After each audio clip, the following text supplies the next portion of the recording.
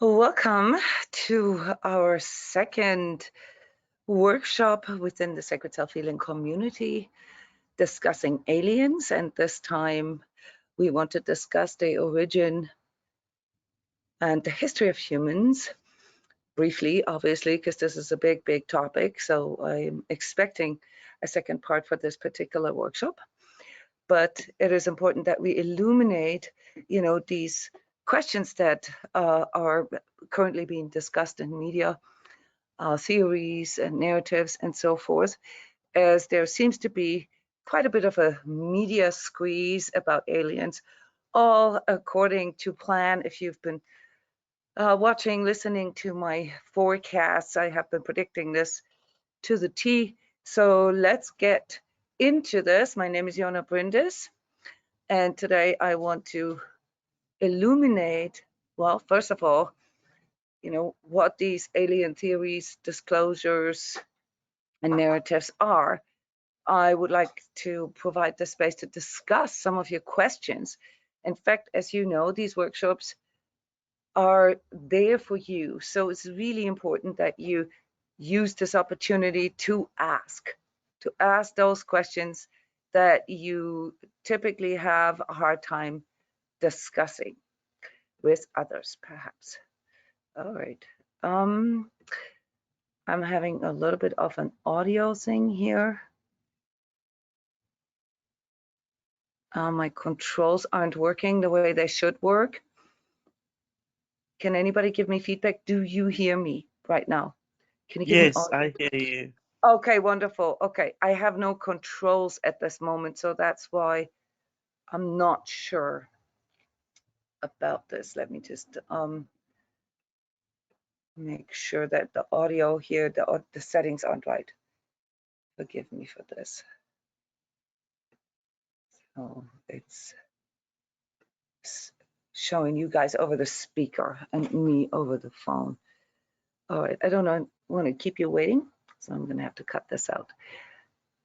Yeah, so if we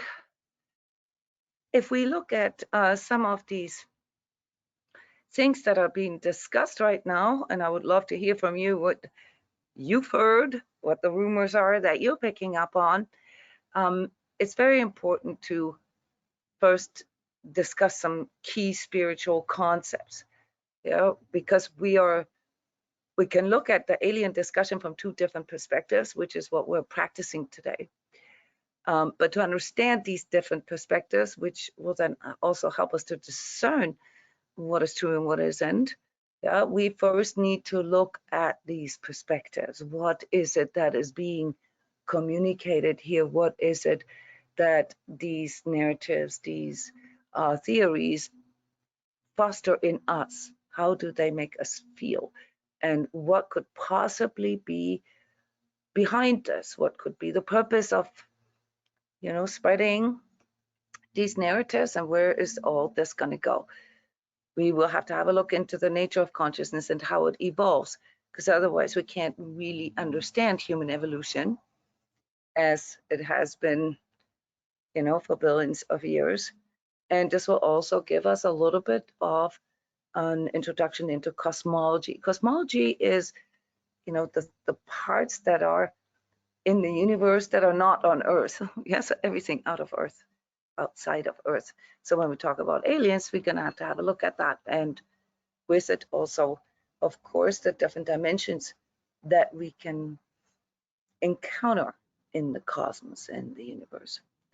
So we're going to compare the alien origin narratives with the creation myths that we are familiar with, and hopefully then come to a place where we become able to discern what is true and what isn't. Yeah. Now, are there any burning questions that you would like us to discuss that I should put on my sticky note right now to make sure that we will cover this? Are there any key things that you really want to know or you really want to discuss here? Can I talk? Can Please, I yes. ask? things like the pyramids were built by aliens and that they are of a much higher dimension. Okay. But I feel the reality is that it's all mental messing up our minds. That's my theory. Okay. We will But get to just, that. So but the also question that just, I'm sorry, John, the question that I'm hearing you pose here is the consciousness level. It's about the consciousness level of aliens. Are yeah, they well, they could be in a more involved? holographic type of thing, not material. What are So, they? If they should they exist, what are they? And are they yeah, further and evolved that than we are, or lesser evolved than we are? and their influence, if any, on us. I don't feel that they do, but Well, just to discuss it. it's a very good question, because if you want to know if something can have power over you, um, the question has to arise. Yeah, Okay. in the Yeah. past, those with the better tools, those with the higher consciousness, those with the better resources had more power over others. So No, well, we, I can really feel that. That's really empowering the way you frame that. Thank you. yeah, we need to discern that, like what part of, of this whole discussion here in our media, yeah, uh, what this actually means and if this is a potential threat or not. Yeah, we want to answer that. We want to answer that in the course of this workshop. Okay, let me unmute. There's a lot more people that have entered here. Yes, you can also type your questions into the chat, guys. So let me hear it. So the consciousness level, are aliens, should they exist, more evolved than we are, and therefore perhaps a potential threat? That's an important question to state. Any other questions?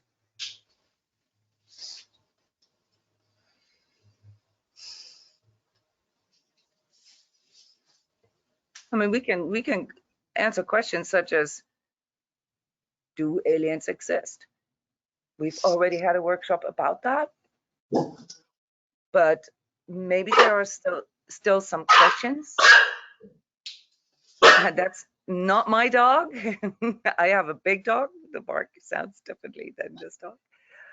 Okay, so do aliens exist? We might want to discuss that.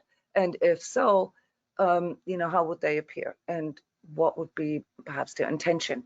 I would like to inject that, the actual question, if they even exist. Can I say or say something or ask about something? Yeah, I just asked you to ask things. Yes, it's because I have more a feeling about it, and it's a little uncomfortable feeling. And I don't exactly know if it's because I don't know much about aliens, but I Okay. have something in me that say, no, I don't want to know anybody about aliens. Okay, thank you. Annette, are you sharing your perception of it? It's something Yeah, that you're experiencing, something that you are, like in yourself, that a reaction, a response that you yeah, have it's in yourself. Hmm. yeah, and I don't know if it's because I don't know anything about it or what it is, but I hope I can be a little more aware of it Hmm. in this course. Yeah, Yeah, this is part of the purpose of this workshop, to make us become a little more clear about what this whole topic is. yeah, I like yeah, I like I like your honesty, to say that you don't know much about it and that this makes you feel uncomfortable. We will mm, discuss this today. Any other yeah, feelings that you guys would like to share? This is important, okay? Because that is the motivation. So yes, there will be some discomfort perhaps that you feel throughout the discussion, but with increasing your knowledge, you will also experience a liberation. As we all know, our ego fears nothing more than the unknown, and therefore I have this tendency to jump right into these uncomfortable topics, yeah, to counteract this fear of the unknown. Let's just think and feel this through for ourselves. and form opinions, form views, form perceptions about this topic for ourselves through our own internalized consciousness. Okay, this is the purpose of all sacred self-healing workshops. Yes, so there's a lot of unknowns. Clearly, I see some other questions here in this chat. They all have to do with unknowns. So let's start out with one really important key concept. Okay, and this has to do with the world itself and the human in the world. Okay, the human in the world does not just perceive him or herself through the physical senses. Here, through the red layer, we also perceive ourselves, obviously, through our emotions, through our behaviors, through our expressions. And here in the 21st century, we are primarily actually perceiving ourselves through our mental, our cognitive constructs, how we see the world, how we see others, how we see ourselves in the world. Yeah, so this is something that we first need to establish here, that we're not just physical, we're not just like some kind of random conglomerate of atoms, okay? There is something here with that physical existence that we have, even on the lowest level, the level of the body mind. We're going to go into this where everything is hardwired here, between the emotional, mental, and physical, yeah, our sensual experience of ourselves. But then we also have a more abstract way of perceiving the world and ourselves. That's the spiritual. Now, many of you guys come regularly to these workshops.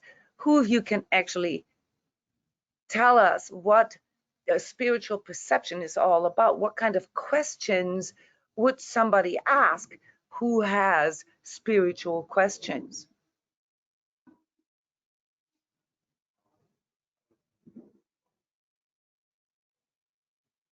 Typical. Why I'm here. Why I'm here. Okay, keep going, guys. Just shout it out loud. Self-awareness and the discoveries that come with it, as well as the Can you form a question? responsibilities. Can you form a Okay. question? Who's responsible? Yes, correct. What's my purpose? What's my purpose? What's my responsibility in all this? Keep going, guys. Yeah. Typical spiritual questions.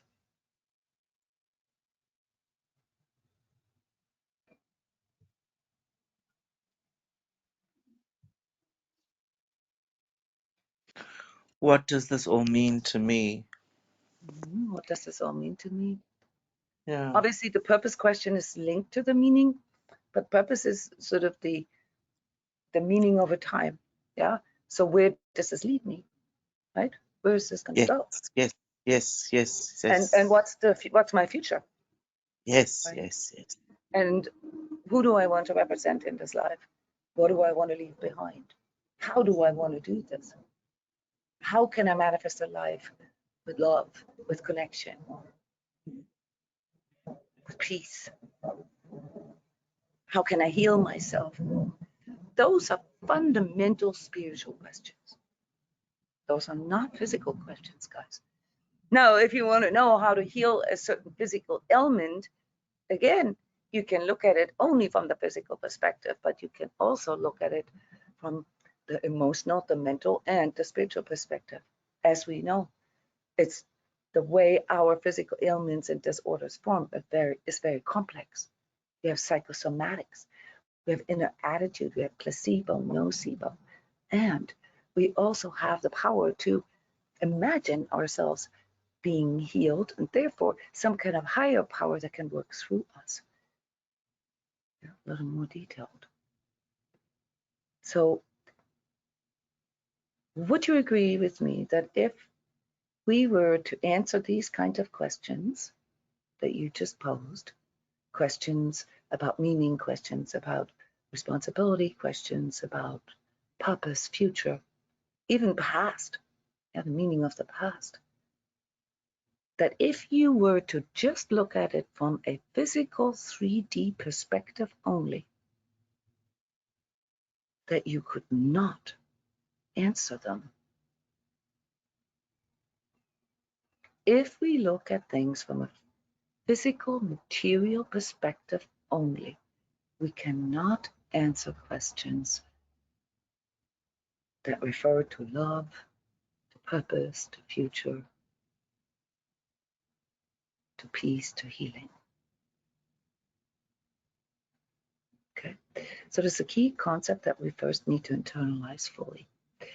The energetic perspective is one that comes with harmonizing these other areas and developing, further evolving, transforming ourselves into a conscious soul self.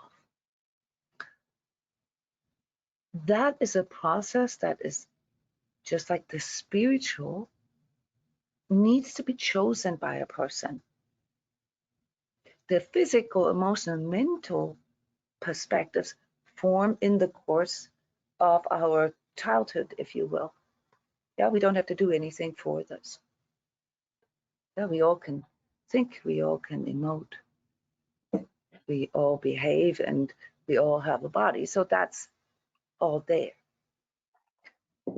But spiritual questions and answers need to be chosen. And the same with energetic questions that have to do with the mastery of not just, say, this lifetime, but the purpose of our soul, which spans over multiple lifetimes, which is a more cosmological perspective, larger.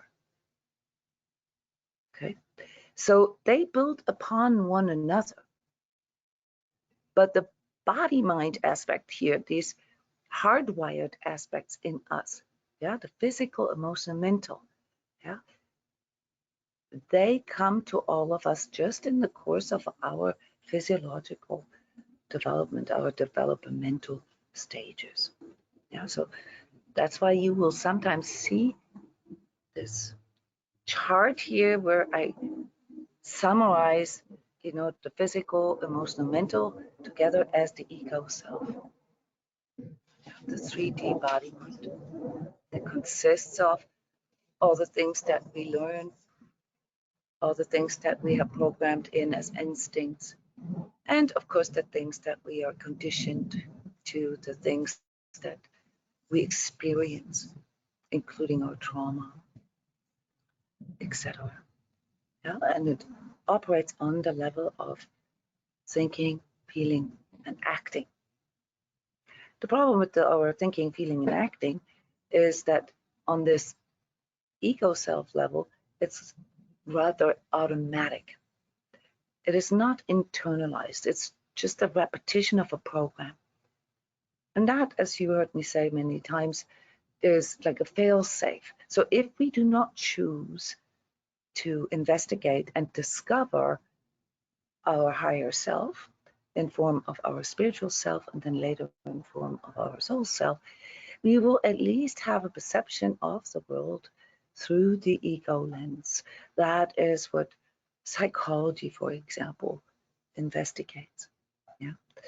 Now, the conscious impulse, the impulse to become more aware, more self-aware, on this ego self level, comes in through something that we call true self, wanting to be more authentic, wanting to live a life that is a bit more, well, I'd say fit, for this physical experience. And it triggers something in us, and that is our feeling soul, the way we actually feel about things. So, Annette, when you shared how you feel about the topic of aliens, you actually tapped into your heart mind, not just what you believe or think about it, but also how it makes you feel. So these are things that we can do on the ego self level. We can tune into our feeling and thinking, our conjoined feeling and thinking, and we can tune into our authentic true self. And this will then open up a new perspective, namely the perspective of the spiritual self, in which we encounter things that have more to do with the believing of something, your worldview, your life view. And here we can experience things such as grace, such as an I am awareness. We recognize that, well, we're all individual souls here. We may, all be humans, and we may all have a psychology, and we may all have behaviors, and we may all have emotions and 5 senses, but we are quite individual. Okay. And the I am awareness is a huge step in each and every one's life, namely where we recognize, oh, I am myself. This is very important to take note of, because this is fundamentally what differentiates us from animals. Animals have something like a group soul, but they don't have this individuated I awareness. Okay. And then obviously, as we foster this, as we work this, as we build a relationship with our soul self, we can then experience or have spiritual experiences, such as experiencing grace, experiencing Christ consciousness within us, experiencing ourselves as being an expression of that, through our sacred heart. And as we foster that, and choose to expand our view, our perspective even more so, we can then train, everybody can do this, our higher perception, our higher thinking, our higher perceiving. And that is then what we call our energetic self. We begin to see ourselves not just in that physical form, and also not just in this simplified, soul with a body or body with a soul, but even more so, we begin to experience ourselves in different dimensions based on different kind of energetic states. You all know how life can feel very different on a day where it's gloomy outside and where you feel a little sick, or where you are heartbroken, or after you perceived something like a failure in life. Life and also the world and everything along with it, perhaps meaning and purpose of life and future, seems quite dark and sad. But on a day where you just celebrated a success, where everything just so worked out for you, now where you feel strong, where you feel healthy and empowered and courageous and self-aware, the world and life itself can look quite joyful. Now, this is always still the same you that perceives the world, that perceives yourself in it. But you have different energetic states that set you up to perceive yourself and the world differently. And this is then served to, basically what we do with here with the Sacred Self-Healing Program, and basically all programs that I put out there. So this is just the preparation here for us to understand some of the important concepts behind the alien discussion. Another important concept behind the alien discussion is the discussion about how to evolve, how to actually go or develop, higher levels, higher states of yourself.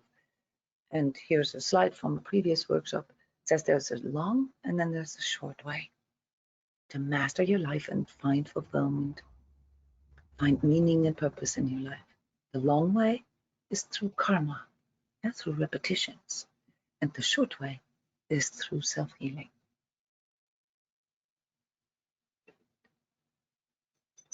The unconscious, everything that we are not seeking out, that we are not choosing to investigate and internalize for ourselves. Yeah? All that stays in the unconscious is responsible for karma. That's why you hear me say that the process of making the unconscious conscious is how we define healing. So healing is nothing but, basically taking the blinders off and understanding yourself better.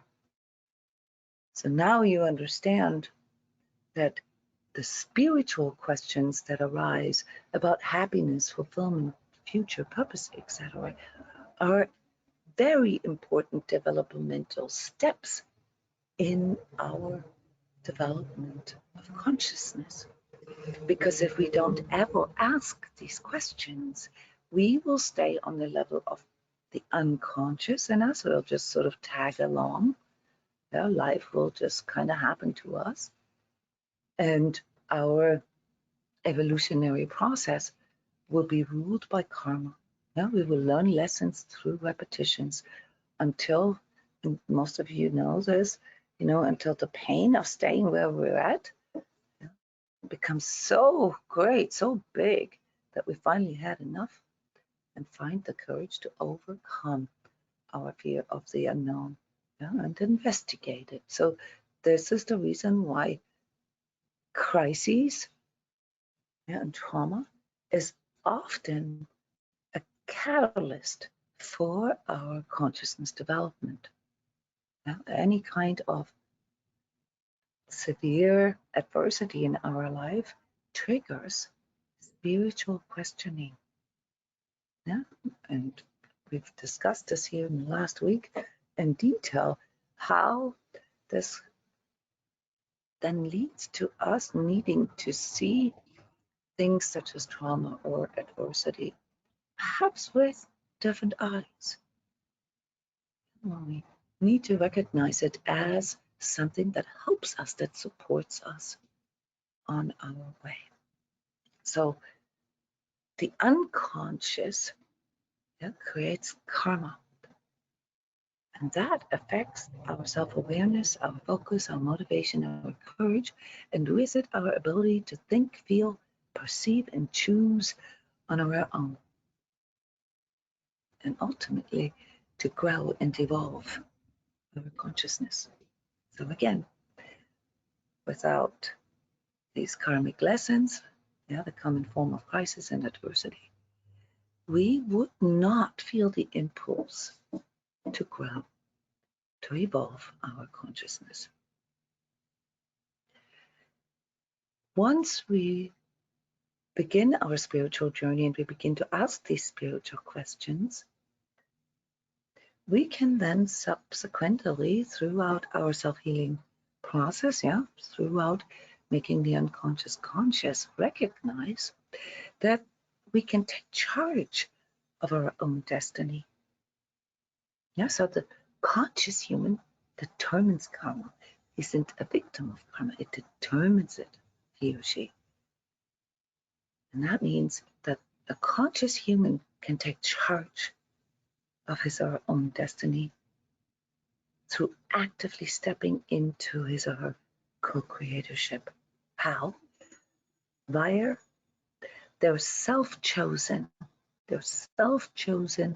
self-healing and consciousness work.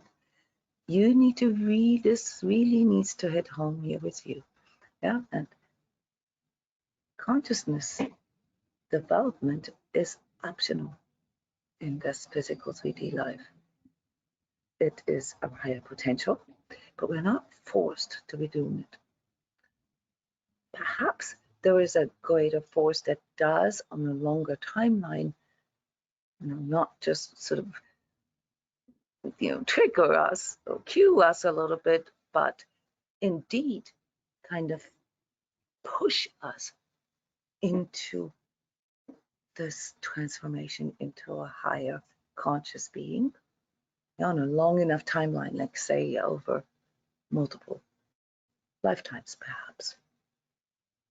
That's not something we want to answer here today, but it is important to contemplate, that if we want to understand the the origin and the history of humans and human consciousness development.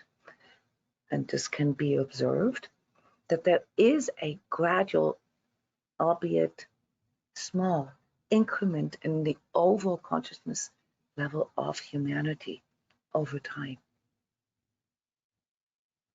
We will cover this in a different workshop. So the question then needs to arise, if we want to find answers for these spiritual questions, and perhaps, take charge of our destiny, take charge of our karma, and actively participate, understanding that this is what accelerates our journey. We need to ask ourselves what we can do now. What do I need to do? What do I need to change? And the answer to that is to consciously create a counter movement to all these external and spoon-fed narratives that you are being told like a child. So a child that does not have the ability to see through these things. That's why we have to deal with our psychology, with our inner child and childhood trauma, etc. All these behavioral patterns from our nuclear family, basically for our entire life, because they were spoon-fed into us. We did not have the discernment. We did not have the ability to consciously discern these narratives, like say when we were 5 or 6 years old.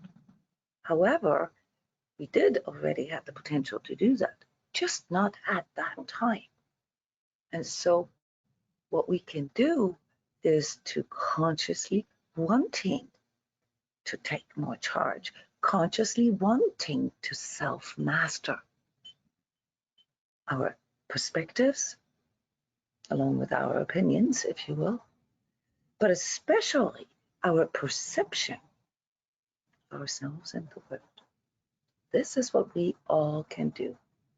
And mind you, I have not mentioned any particular opinion, any particular perspective, nothing like that yet. We're just illuminating some spiritual concepts that are important to keep in mind when we discuss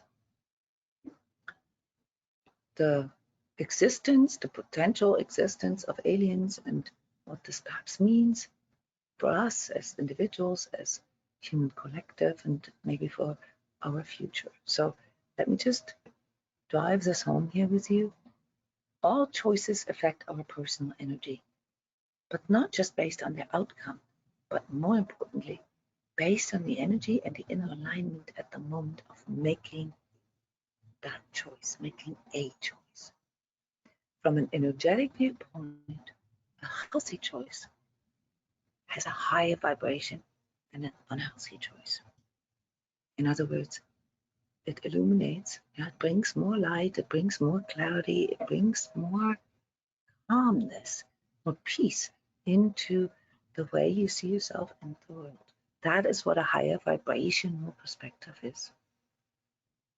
So the state of our personal energy is therefore the sum of all our choices, including our sentiments, attitudes, and notions that we carry in us. So let's jump ahead here into the questions regarding, where are our alien questions here? Just give me a moment, I can't see my thumbnails. No worries, we're not going to look at all these slides. All right, then let me just open up the discussion here for us right away, okay? And ask you, what do you know? What do you know about aliens? Or what do you want to know?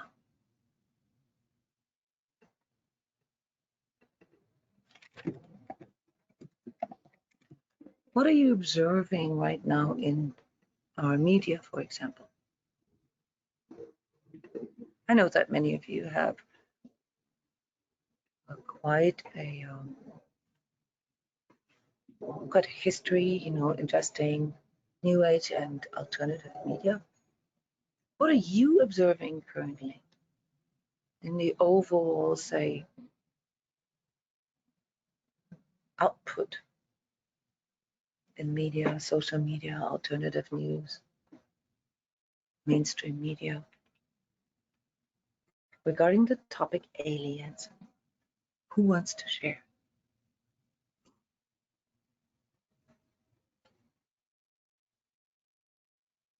Okay.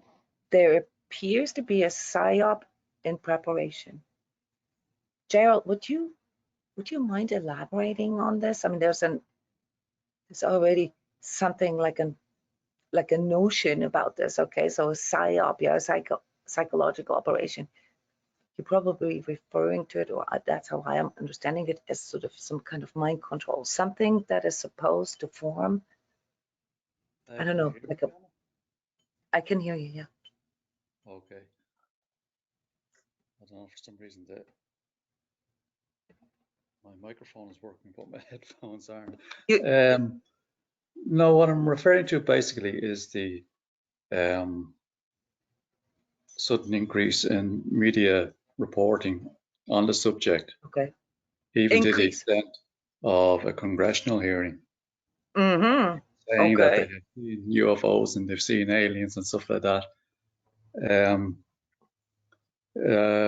And listening to commenters on it, there's a lot of opinions out there that it's all designed to misleading humanity on the subject.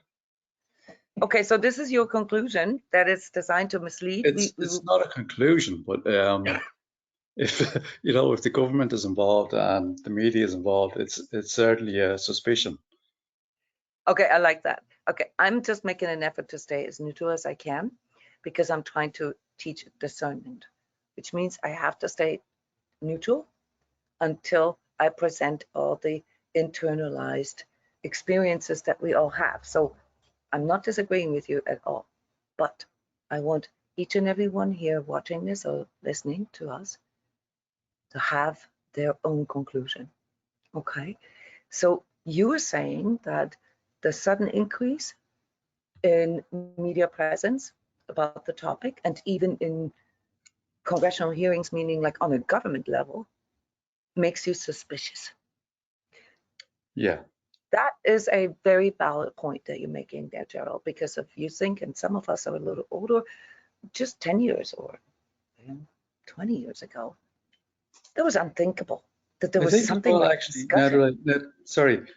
now that I'm thinking about it, I think Stuart might have mentioned something like this in his time.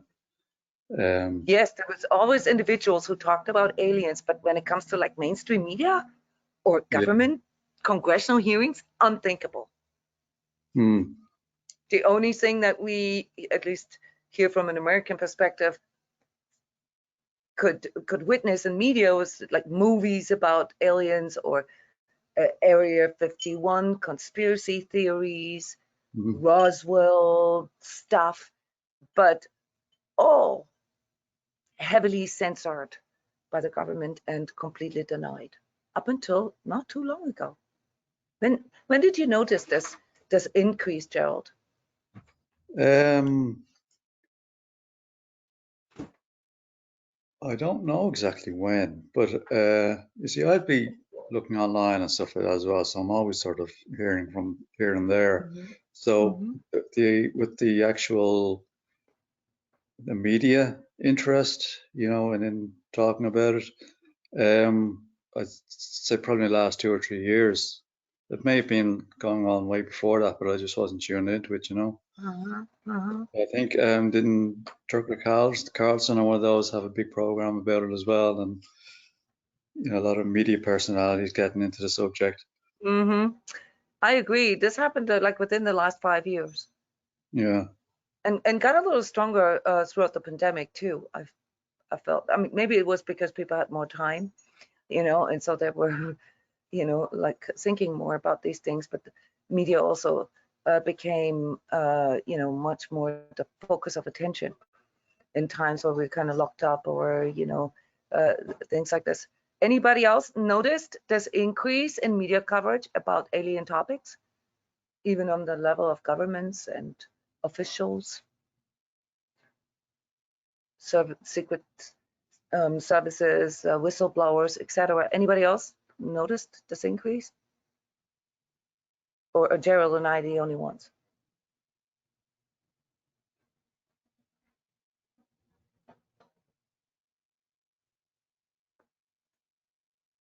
I have not noticed that, but when I think about perhaps 20 years ago and so on in the New Age, I think that my uncomfortable feeling is because it had been misused so much, and it's really uncomfortable, and I can feel it. Misused? Yeah. So you're talking, okay, how did you observe this? You said you were referring to like 20 years ago, New Age observing, Yeah. abusing. Yeah. How? What were some theories that you thought were kind of abusive, or thought processes that you thought were toxic? It was mostly, yeah, but it was used as a very dark energy, and dark energy who could observe you and Okay, so observe yeah, you and such really bad things, I think. And I remember I was so angry because I thought it was so misused. And so the portrayal of aliens as almost demons, like almost equating them. yeah, and I Okay. can feel I don't like the word aliens because there is something really nearly disgusting for me with that Okay. word. Okay. Yeah, I mean, if this is your experience from 20 years ago, you know, that it was sort of used to fear monger, Yeah, to put you exactly, into a place of fear. All yeah, right, then that's really, your perception. yeah, And I agree with you there. This is, you know, because it was so kept under wraps. Yeah, like nobody really felt free to talk about it openly. It was often sort of in context with, you know, like dark forces. They've all sort of been thrown into the same pot. That's my feeling about this. Yeah, in yeah, the old days, 20 yeah, years ago. yeah, Everything that is not physical, yeah, like you and I talking right now, is kind of dark. Okay. Now, often this also included the entire spiritual and energetic component of us humans. Do you guys remember that as well? Talking about energies 10, 20 years ago. Anybody remember this? Anybody old enough to know what people thought or how they responded when you talked about energies? It's not too long ago, guys. they roll with their eyes. Yeah, yeah, Laughing yeah. and the You're like, rolling of the eyes, a lot of that. uh-huh. Yeah, kind of like, uh-huh. You know, sort of giving you this feeling that you're somewhat crazy. Or if a person was very religious, being appalled Yes, or actually, I feeling can. threatened. Oh, Mhm. yes, yes, yes, yes. All right, so look, guys, this is very important because we're talking about perception here, okay? So how people perceive a certain topic has a lot to do with, I want to say, you know, how the mainstream regards something.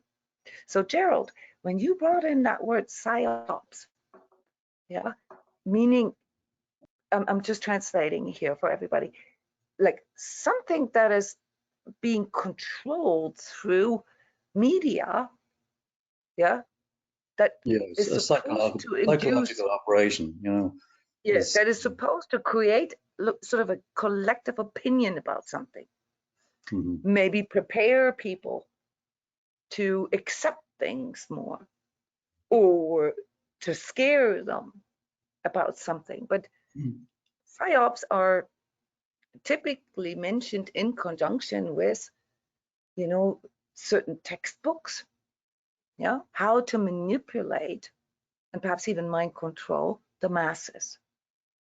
So one of the most prominent psyops that we know in recent history is called propaganda,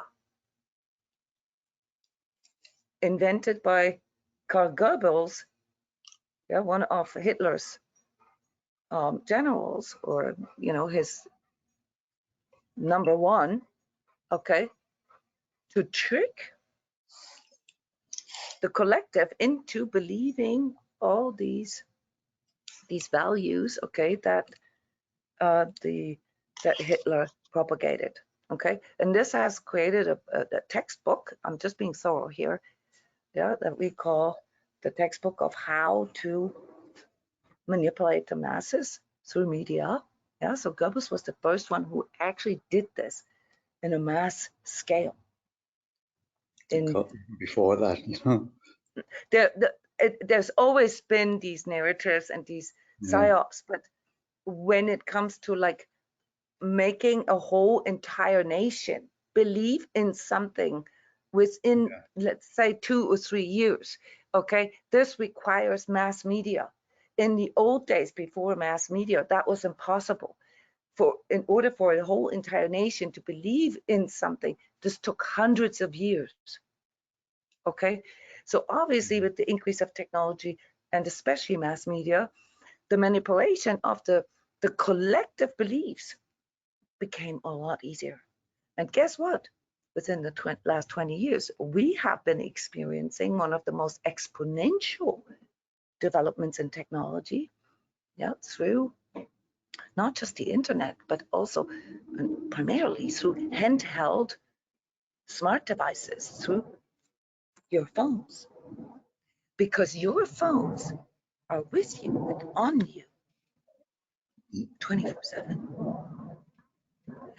And it has never been as easy as today, yeah, to send you continual messages, that whether you like those messages or not, but you get them all the time on your phone. Okay, so let's just recognize this as one of the aspects that have developed here in the recent past, the last 10, 20 years, that has led to several psyops already that we can observe in hindsight.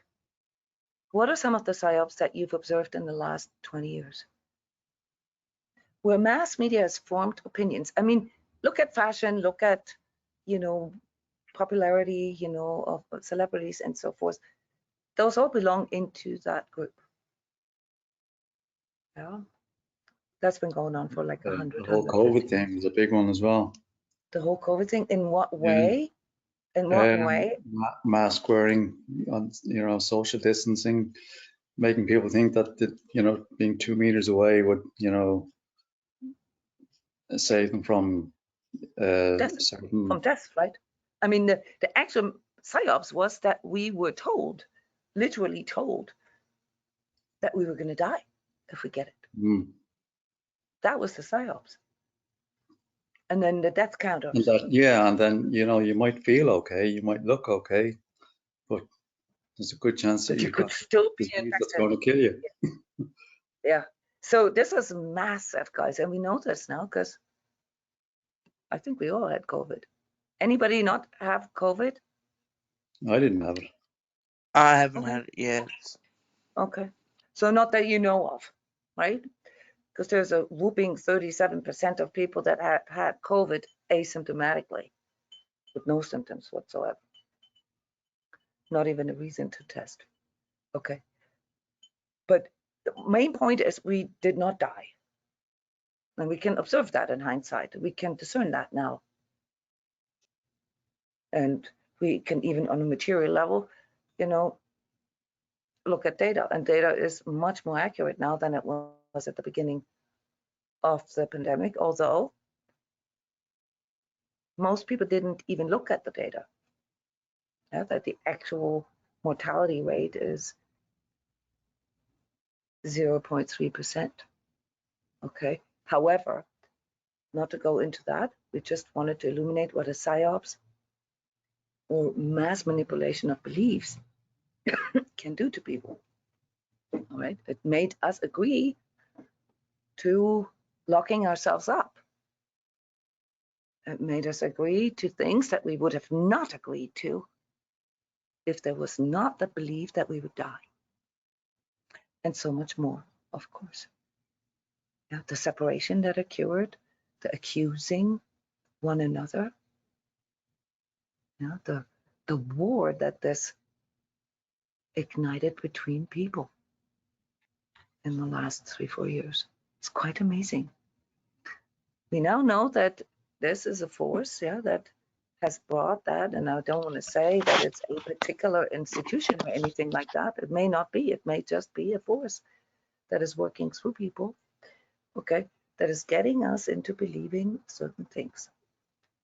Now we are observing an increase, a spike in news and beliefs, whistleblowers, disclosures, narratives about aliens all of a sudden.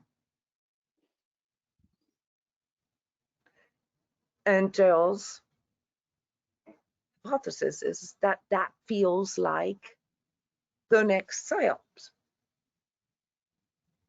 Who feels similarly? Who feels that, except for Annette? Annette has not noticed that spike, that narrative in the mainstream media. Anybody else feeling this similar to Gerald? Noticing the spike in the mainstream media? I can feel into this, and I know that it builds a momentum of psychosis and creates more All right, I uncertainty. don't want to judge it. Yes, we're going to go into the discernment of that, what it does to us. But I first want to make sure that we all have a similar perception of that. Maybe it's just Gerald who noticed that there is more talk about aliens all of a sudden.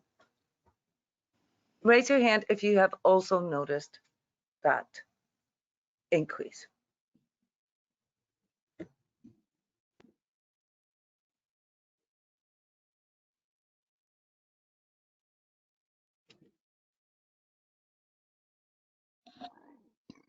All right, that's just a few here.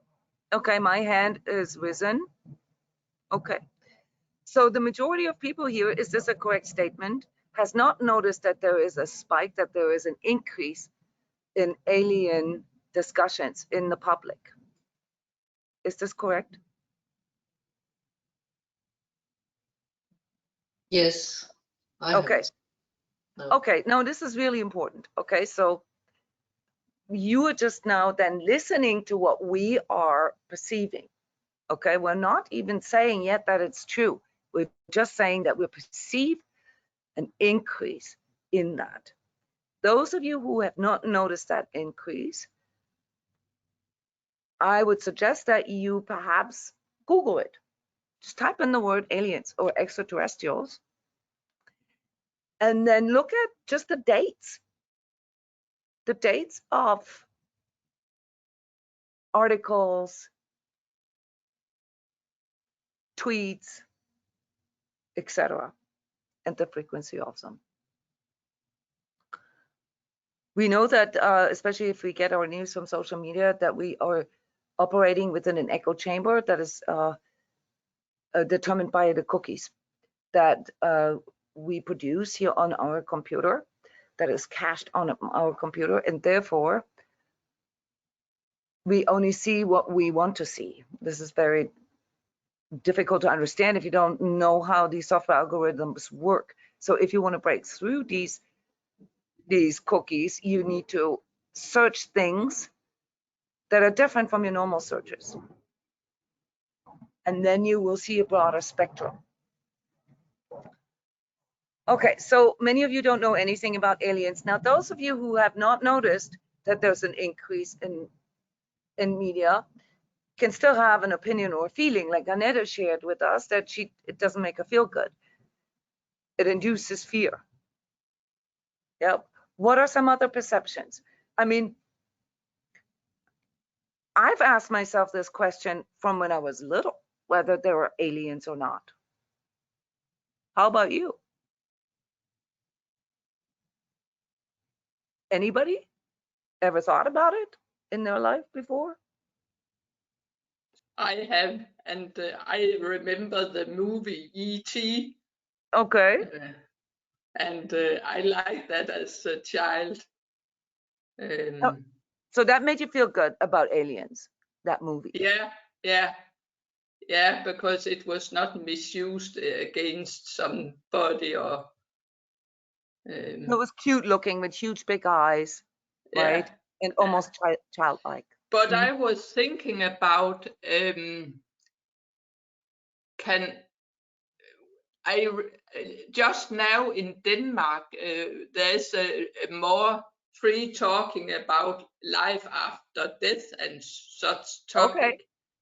But I was thinking about if we are talking about it not in the way of aliens, but something other than aliens. I don't know, but maybe it's just a word.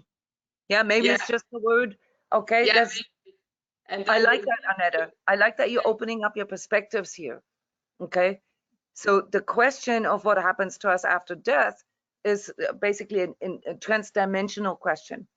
Yeah, it raises the and it's a spiritual nature. If there are other dimensions than just the 3D perspective.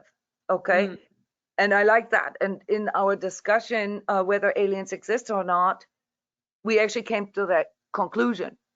Yeah, that we should probably just open this up a little bit so that our mind is not as restricted. Yeah, when it comes to thinking about alien life forms or life on other planets or other dimensions. Any science fiction fans here? Yeah. Yeah, me too. I mean, I'm a huge Star Trek fan, guys. I've watched every single episode at least 5 times and all spin-offs for me. Probably same here, yeah. And anything I Yeah, read. yeah. I just Hitchhiker's read Guide science fiction when I was, younger. That was it. Me too. Yeah. So that opens your mind to these ideas, and they come very easily. Yes, and it opens your perspectives too, because if you, I mean, there are some authors like Isaac Asimov, for example, a very famous Russian author in the 50s, who didn't necessarily. I mean, it was the time of first space travel, remember, in the 50s and 60s. But he wasn't. I mean, there was alien aspects in that, but he was just looking at things from different perspectives. So I've always found this thought process that there are different perspectives, just in general. Like, for example, looking at the Earth from the moon or looking at humans from the sky. I've always liked those kind of mental exercises because it helped me to stay more neutral. Yeah, to observe things from a higher vantage point, if you will. And that is what drew me into reading science fiction. And there's obviously a lot of bad science fiction, and then there's some quite inspiring science fiction. Yeah, where it's mostly about, these different perspectives and opening up our worldview.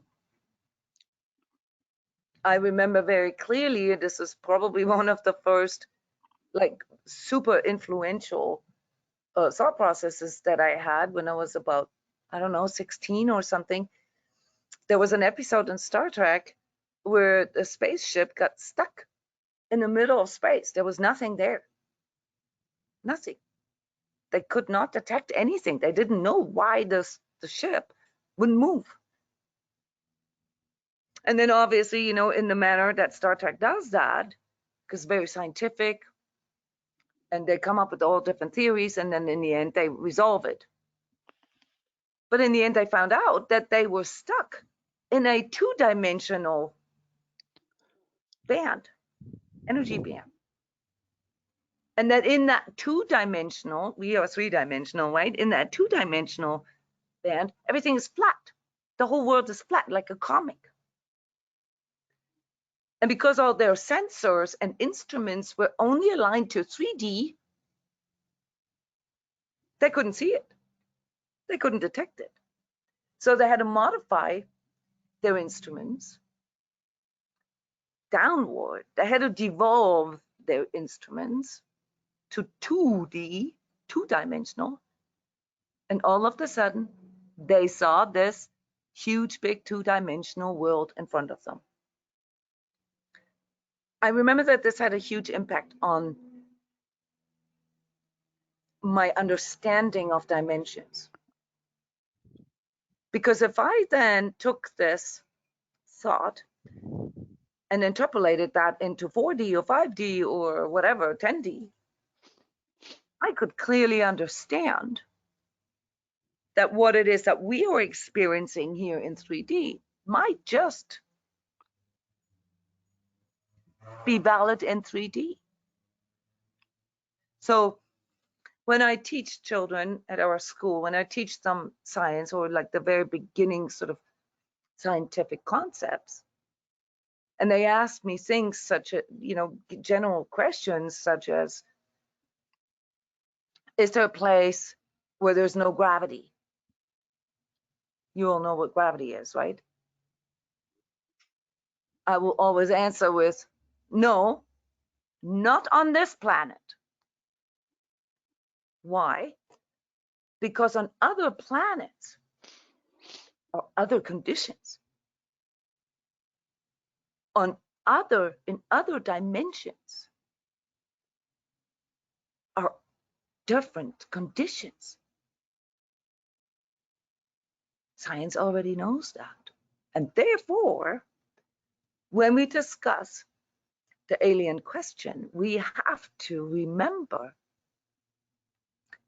that if we pull everything into 3D only, that we may not come to a satisfactory answer, that we may not be able to uncover truth. Now, I'm a little bit shocked, honestly, that you guys have like no impulses about aliens, even though it has really written itself into our history through space travel, through the recent space travel to Mars. I mean, all that is huge. Through Roswell, through, this idea of like how aliens might look like. All these things are already implanted in your unconscious. I'm shocked that you're not aware of this. E.T. being one of the movies that has influenced most of people's unconscious in the like at least a certain age group, into believing that aliens are kind of cute. If you look at the amount of movies that are out there and TV series and everything that cover some kind of alien or space science fiction topics, you will find that it's more than half of them. Anything that has to do with superheroes, guys, I mean, Superman comes from a different planet. Those are all alien narratives. I'm surprised that you're not aware of this. How much you already have formed an unconscious idea about aliens.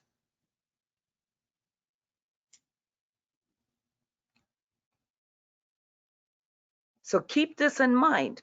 There are narratives that implant themselves into our subconscious through everything that we expose ourselves to. And science, at this very moment in time, 2023, is obsessed with the question of life forms on other planets. In fact, they have been sending out telescopes, satellites, traveling through our solar system to discover other life forms, constantly pinging, constantly sending out messages into space to see if there are other life forms out there, constantly monitoring the atmosphere of the planet Earth if there's anything coming in. Billions and billions of dollars of money is flowing into space travel right now. Are you not aware of that? There's 3 private companies that are competing about being the, you know, sort of the leader in space travel, in space tourism. Elon Musk, Jeff Bezos, and Microsoft. Those are huge operations. The space industry is forecasted as a multi-$100 trillion industry.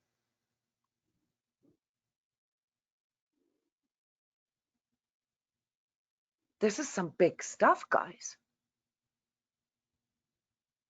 And this is all happening right now. So we're not just talking about New Age and all that. We're talking about this notion of the human to wanting to understand him or herself within the bigger context of space, of the universe. One of the biggest topics throughout human history.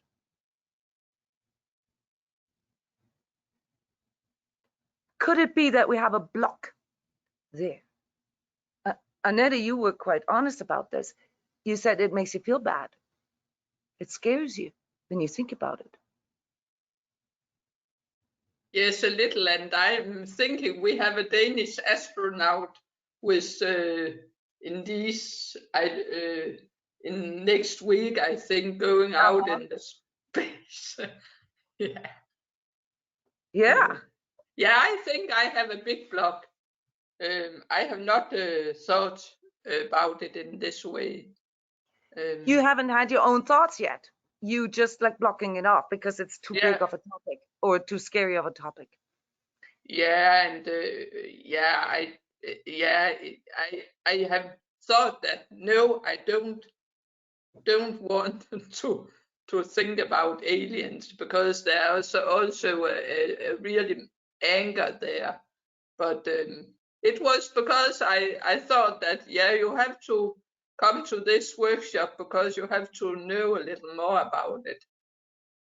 So Okay, so this is good. Okay, so you recognize that there's something like a barrier there in your perception, but you also feel you want to know more. Yeah.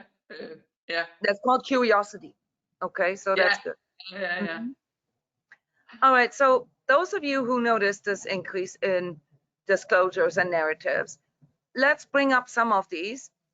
Yeah, even if this is the first time you're hearing about those, I'd be curious to see what you guys are picking up on. What are some of the things that you, be it recently or for the last 20 years or 30 years or since the 50s, what you're picking up on one of the common narratives about aliens? Some of the conspiracy theories, perhaps.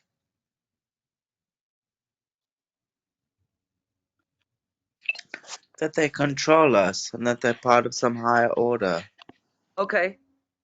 All right. And how do they control us? I mean, within that theory? Through our minds, through our fears. Okay.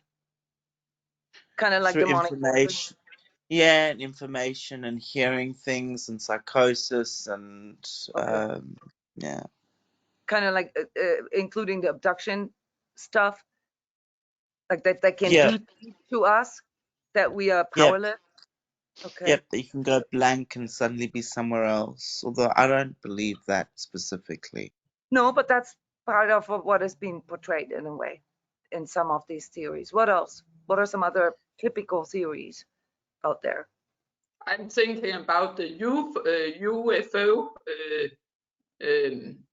I don't know how you say it in English, but do you know what I mean with the Yes, unidentified? yes, Okay. we all know what UFOs are. Like Okay. space vessels from aliens, alien space vessels. Yeah, and that they observe us and Okay. kind Kind of of like Sean control. said, they're kind of like they're bigger than us. They can at least observe us. Yeah. I don't think so, but They would have more technology as we do, right? Because we can't do that. Yeah.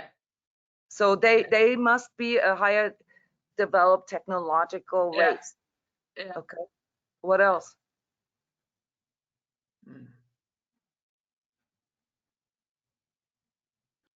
There's also the idea that they are interdimensional beings, and that like they occupy the same space, but they can move in and out Okay.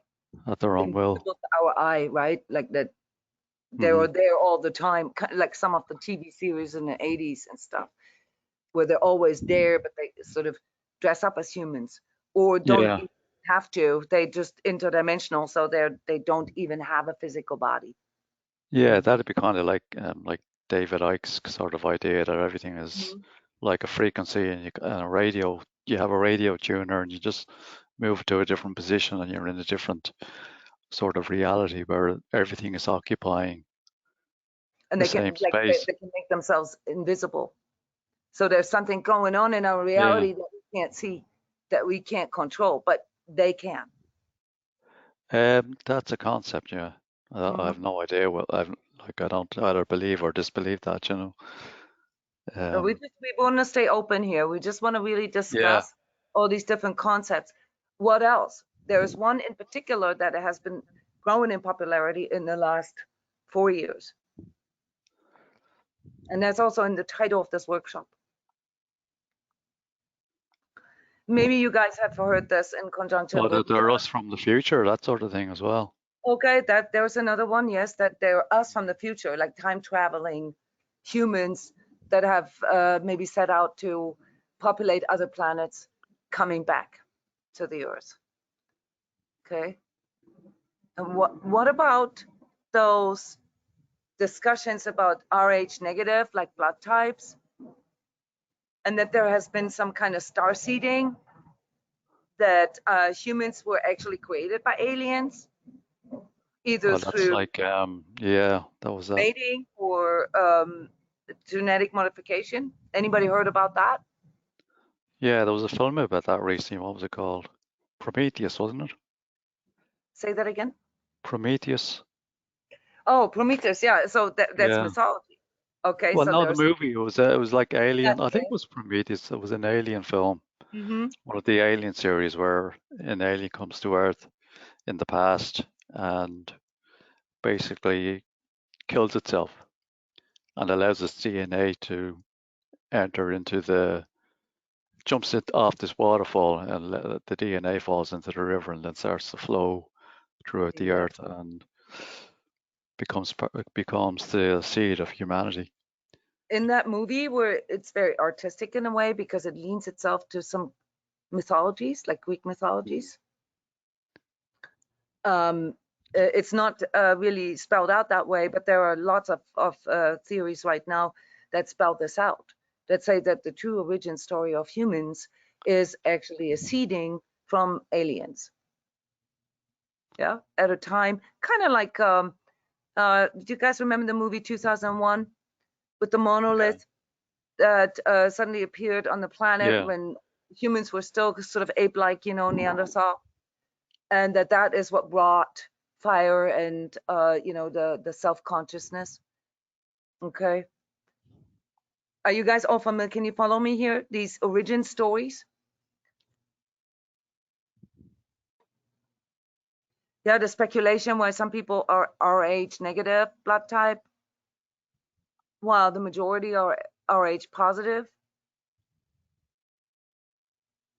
which genetically traces back humans to ape-like beings.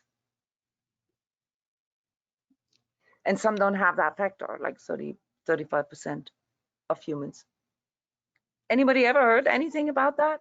Why some people have Rh negative?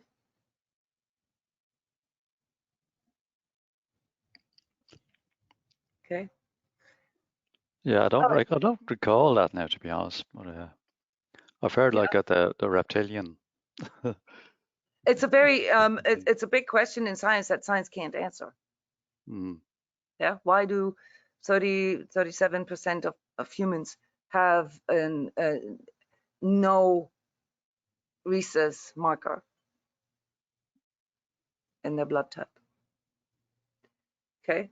Cannot be answered by physical, mechanical science today.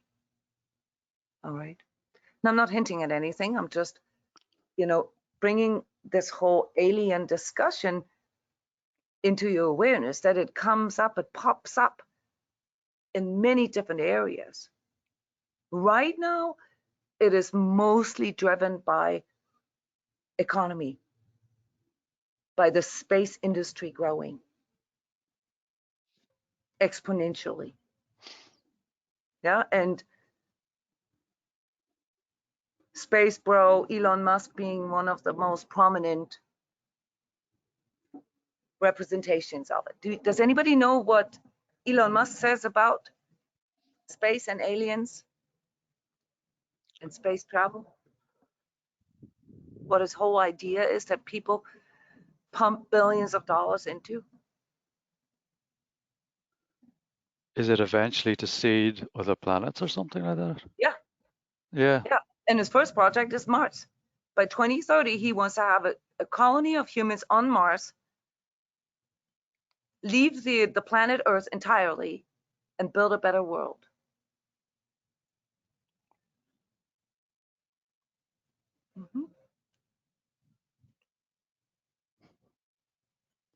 So whether you're aware of it or not, there are some big, big movements toward this exploration of space. First, of course, because our technology is kind of limited still, our solar system. There's also a lot of discussion about whether the landing on the moon was actually true or not, or whether it was just a psyops. Yeah. So we're still in like very early stages of space travel. But space travel always also brings up the question of aliens. And therefore, it's very important right now for us to learn to discern. With this workshop, and I'm going to have to close here in 15 minutes, so I'm going to just give you a wrap up, okay, of what is out there and what it is that you need to look at in order to not, for example, Annette, just get disgusted or feel anger or feel fear. In order to I don't understand why you say that space travel and aliens are linked together. Okay. Anybody want to comment on that? Why I'm linking space travel and aliens?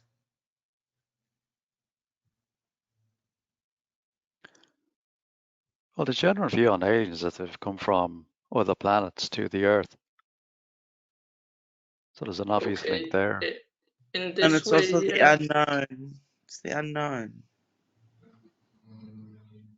We have not been able to leave our planet yet, as of yet.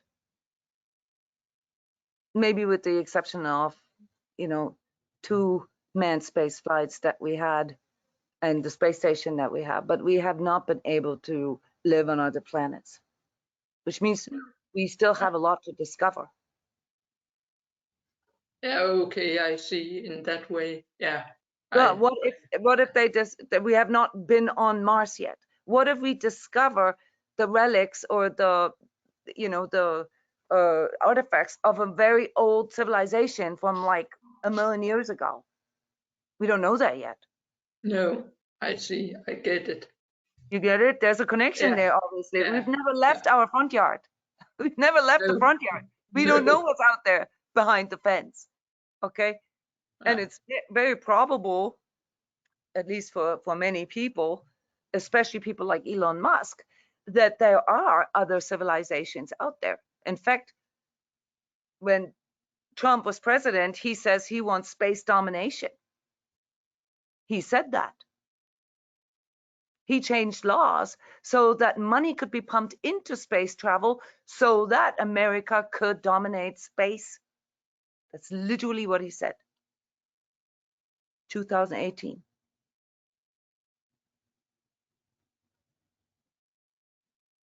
So there's a huge notion, not just about exploring, not just about settling on other planets, but also wanting to dominate. That's us in 2023, us, all of us. Whether you've heard about it or not, but that's where the majority of money goes right now.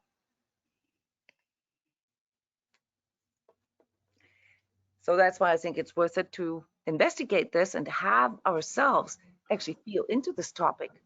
Because what if in 10 years from now, all of a sudden, we have Mars colonies and you didn't even know about it? Well, it's unlikely that you're not going to know about it, yeah, because they're going to make a big deal out of this. 2030, guys, is in 7 years. Okay?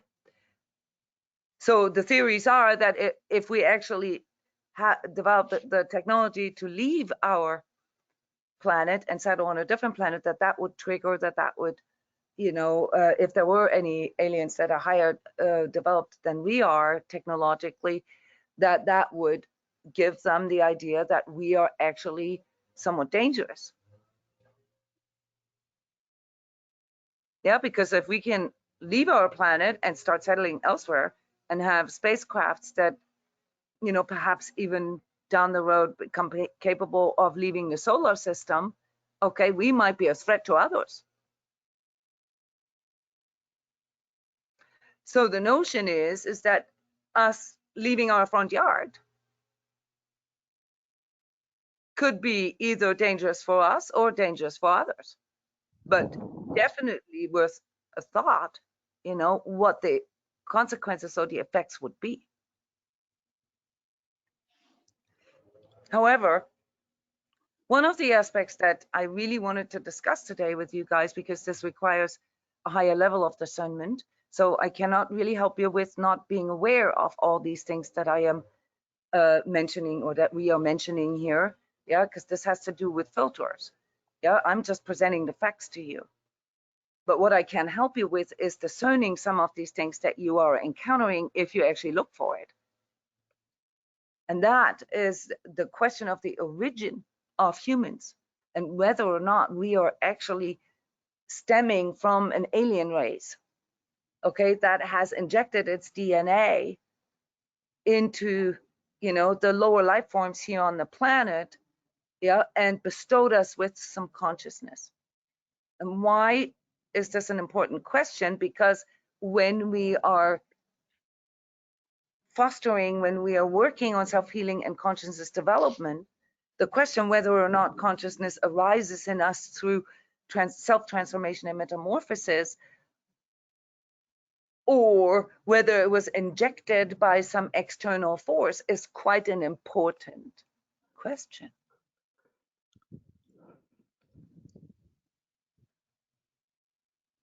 How do you feel about that? How do you feel about theories that say that our human consciousness was brought to us by some alien race that injected its own DNA into us to make us become conscious, to speed up or bestow us with some higher abilities? Why is this an important spiritual question?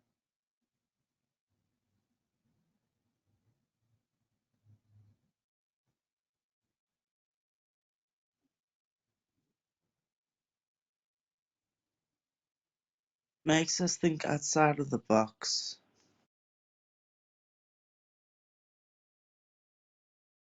Well, we don't really have to think that far outside of the box. I mean, we're talking about divinity, we're talking about source, we're talking about God, we're talking about Yeah, all these that's true. spiritual topics. Sorry. That's true. What if somebody says, well, there is no God, this was all just aliens? How would you feel about that? It's a I'd be genetic quite modification. sad. I'd be quite sad, actually, to be honest. Or does this feel true to you? No. No, it doesn't feel true. Okay. No. Why, Annette? Why does it not feel true to you?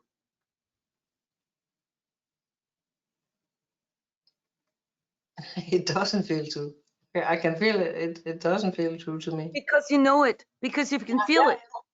Because you have spent a considerate amount, half your life, in consciousness work and self-healing, and you know God or the divine or grace or whatever. You can feel that. You can verify this for yourself. Yeah. And that's why you know it cannot be true. And that's maybe why I have heard a little bit about, you said Elon Musk and all that, but I don't pay much attention to it because I think it's a little bit, I laugh a little bit about it. Why go to Mars? I don't know. It sounds crazy to me. Okay, so I would go there. so you do have thoughts about it. Okay, let's Yeah, guys. but I don't pay attention to if there's anything writing about it, because I don't think it's Well, does your opinion change now that I help yeah, you understand that there's a lot of money that flows into this? yeah, exactly. Yeah, that's, I can see that. Yeah. Does ignorance help No, to prevent us from damage? Does ignorance help? Does the no, denial of something because we don't like it help us to grow? no. Does discernment help us to grow? Yes. How do we do that? How do we discern? How do we learn to discern? To feel what is true and what is not true. Yeah, Yes, to and feel know into it it. all. Yeah. To feel into it. Yeah. Yeah, discernment allows you to consciously form an inner roadmap to differentiating and deciding which desires, intentions to follow and express. Choices are the result of your conscious discernment process. Okay, so you can consciously decide that you think it's crazy what Elon Musk wants, Mm-hmm. okay? But you have to feel into it. You cannot just ignore it if it is so prominent. Yeah.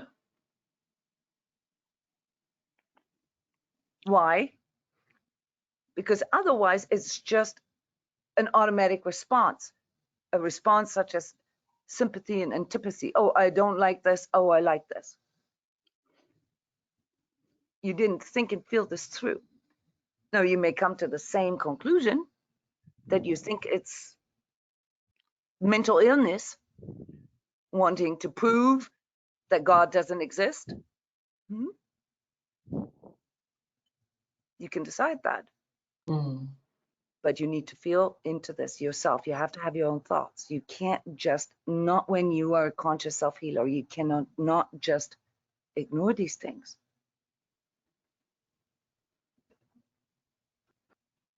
There's something else about Elon Musk as well, is that he kind of sees the future of human evolution as being combining humans with machines or computers. Yes, you got it. And Yes. I sort of have very huge off the scale suspicions when I hear things like that. But why scare? It doesn't. It's not a fear so much as a belief that this is wrong. Okay. That's just But again, my feeling on it. this is a huge big fad right now. Yeah, Okay. I think it's just that it's part of this belief that this ego wanting to control nature, Yes, and something to do with saying that, you know, we're bigger than God, exactly. and we can control nature. And We God can, got it wrong. yes, You know, God got it wrong. He didn't make us right. We yep, can do better. We can do better. That sort of thing. yes. We can do better, and we can even beat death. It's a Luciferian sort of model, you know. It's extremely megalomaniac. Mm, It's Luciferic in nature, but uses Ahrimanic forces. Those are the materialist forces. Okay, yeah, mm, the sort of steering people into this belief that they're just a body and yeah, just a machine, and that their consciousness is just software, and that yeah. You you can can download download software. it Yeah, that you can download your consciousness into a machine. Okay, and live perhaps forever. implant some kind of machines, like some kind of augmented Neuralink type of things that bestow you with consciousness, that allow you spiritual visioning, that allow you to read the Akashic records, that allow you to be clairvoyant without having to do any work. You don't need to go through this painstaking process of self-transformation and self-healing.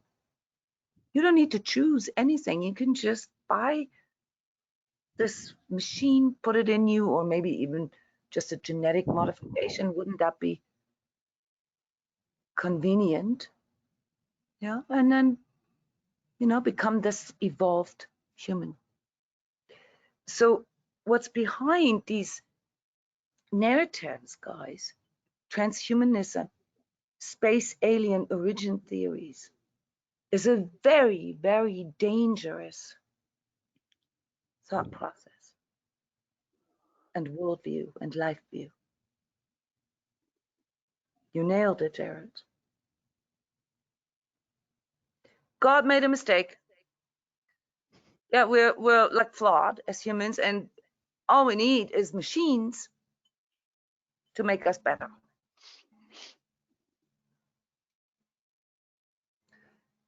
And it looks like our audience here today has not watched a lot of science fiction movies. There is plenty of science fiction movies out there that portray a machine-like world where that could be a potential reality. And those of us who have actually studied this, know that this is a very real danger. This is where we're headed. The dehumanizing of our human experience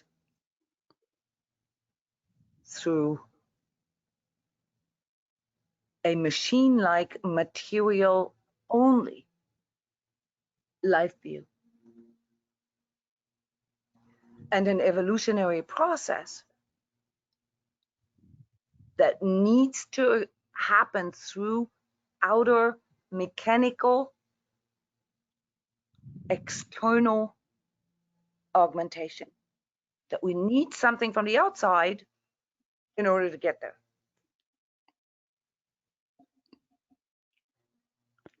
These theories, these thought processes that people will fall for foster uncertainty and fearfulness, foster specialness in people, separation. Most disturbingly to me, laziness and apathy, because the idea behind this is that we don't have to do anything. We can just buy one of those augmentations, yeah, one of those machines, implant them, and then we're all good. For as long as we are agreeing to this materialist machine-like reality, which is in its nature, guys, anti-spiritual, anti-spirituality, anti-consciousness. It fosters meaninglessness, separation among humans, and especially, since many of you are already familiar with this, a lower perception of life and yourself, namely life. Things are done to me. They're just happening to me. I have no power. They foster powerlessness. And this is probably, the part that should be most concerning, they transfigure the meaning of higher power. Namely, that there is no higher power, and there is no higher power in you. This is a movement right now that we are in. And now you've got to ask yourself the question, why am I pointing this out to you? Since I am the mouthpiece of positive news and global awakening and people leveling up into higher levels of consciousness, because there is a connection there. As we are becoming capable of these higher faculties, as we, me, you, are becoming able to perceive energies, to perceive our own higher self, these counter forces are amping up. So the reason why we will observe this now is because we are evolving into higher levels of consciousness. And that needs to be aware to every conscious and self-selected self-healer. Our creation myth, our origin myth, be it fully understood or not, because mind you, at the time that these ancient texts, be it the Hindu Sanskrit texts, be it the Buddhic text, or be it the Western spirituality, the Bible, the Old and the New Testament, at the time when they were written in a way that people could understand it at the time through imagery and metaphors. We have lost that ability. We sacrifice that ability for gaining abstract thinking. This doesn't mean that we cannot feel into this, but this needs to be self-chosen. We need to choose to wanting to understand our own history, our own origin, and our own evolution of consciousness. And that then fosters curiosity in us, the willingness to individuate ourselves, the seeking for truth, the discovery of self-healing, the desire to connect more deeply with others, compassion and forgiveness, even to the point of selflessness, understanding that sharing and giving bring more joy to life. And last but not least, our higher faculties, our higher potential in form of higher perception, in which we then perceive life and ourselves in it as happening through us. In order to understand what is going on here on the spiritual level, we need to understand our own spirituality. And only so can we discern these dark forces, these counter movements to us evolving in the light of higher perception. I need to end here with our part 1. I'm sure that we have a big need for part 2. All right, so I will put this into the September calendar. I'm going to leave you with this here now for deeper contemplations. Okay, and hope that this raises many questions in you, so that when we enter into part 2, we can talk a little bit more about these creation and origin myths and how our evolution of consciousness actually happens, and why these space alien God narratives cannot be true. why they are toxic, why they are abusive, and why they're stopping us, they're blocking us in our attempts to evolve our consciousness. Thank you so much for coming here today, for watching this, for listening to this, and for having an open mind. Yeah, and for training your consciousness in higher perception in that way. Because if we form opinions based on sympathy and antipathy, what we like and what we dislike, we cannot be sure if we can trust in our perception. So the only way for you to learn to trust in your perception and your ability to discern is to keep training your consciousness. That is our next evolutionary state. Why? Because we can.